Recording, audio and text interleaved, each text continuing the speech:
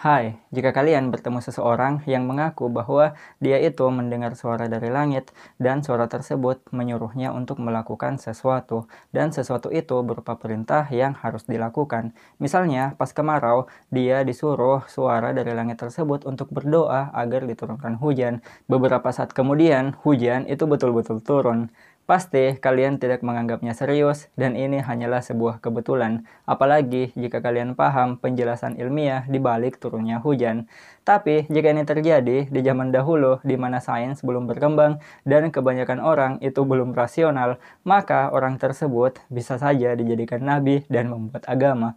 Sangat berbeda jika hal ini terjadi di zaman sekarang. Dia akan didiagnosa mengidap penyakit schizophrenia. Apa itu penyakit schizophrenia? Apakah orang-orang yang mengaku dapat bisikan dari Tuhan atau mendengar suara dari langit betul-betul nabi atau cuma orang yang mengidap penyakit tersebut?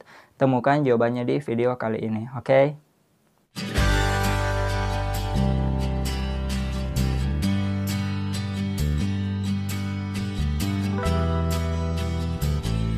Bagi kalian yang belum mengetahui, schizophrenia adalah sebuah penyakit gangguan jiwa di mana seseorang itu merasa kesulitan untuk membedakan antara imajinasi dan realita.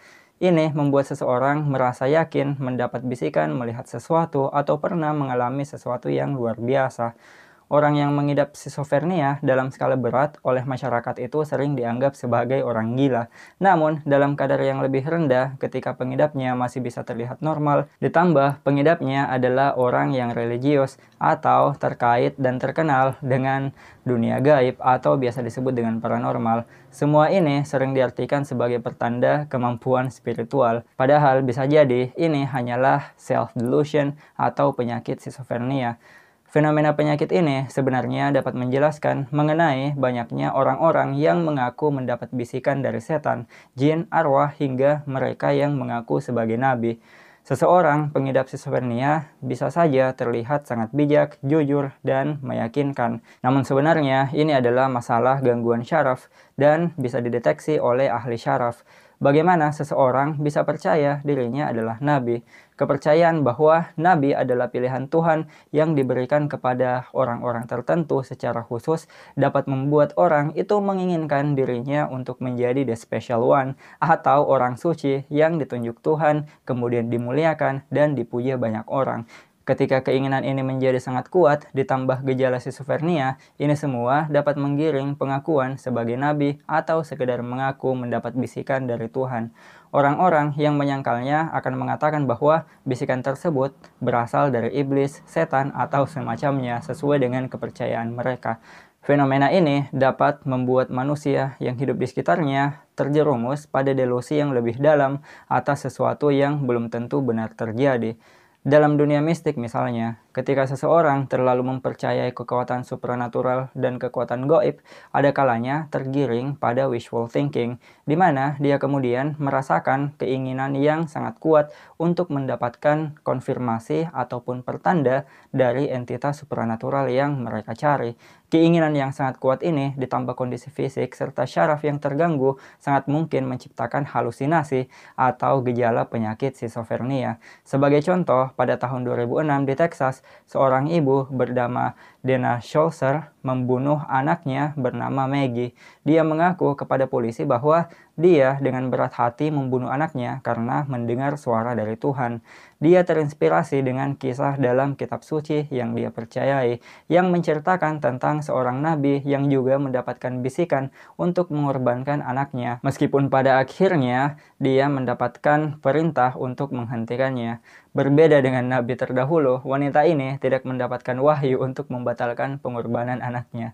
Kasus lain adalah ketika seseorang bernama Ibrahim yang berumur 31 tahun di Aceh mencekik keponakannya yang sedang tidur hingga tewas karena mengaku mendengar suara bisikan dan suara tersebut menyuruhnya untuk melakukan hal itu. Dia juga melakukan penganiayaan terhadap keponakannya yang lain dengan alasan mendapatkan bisikan yang sama. Ibrahim tentunya sangat menyesali perbuatannya, namun tidak mampu untuk melawan bisikan yang dia dengar. Bagaimana mungkin seseorang tidak bisa membedakan antara imajinasi dan kenyataan?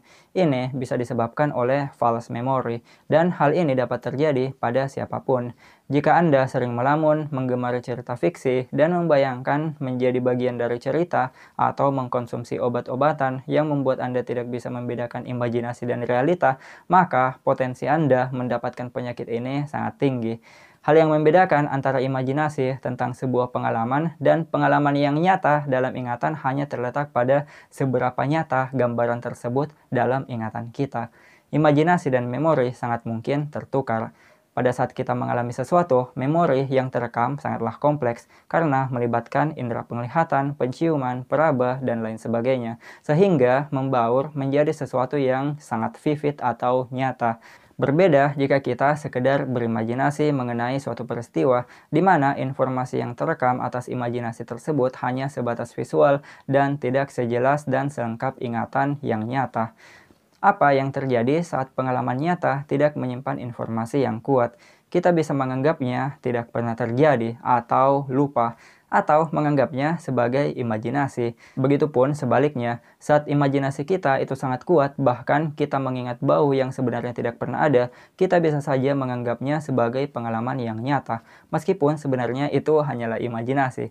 Sebagai contoh, pada tahun 1996, seorang wanita menuduh Dr. Donald Thompson, dia itu seorang psikolog terkenal, telah memperkosa dia. Kenyataannya, wanita ini diperkosa oleh orang yang tidak dikenalnya setelah menonton tayangan televisi yang mempertunjukkan Dr. Donald melakukan wawancara. Bagaimana ini bisa terjadi? Ketika seseorang itu mengalami kejadian yang sangat traumatik secara sadar atau tidak, dia berusaha sekuat tenaga untuk menghapus memori tersebut. Inilah yang menyebabkan banyak bagian yang tidak mampu dia ingat.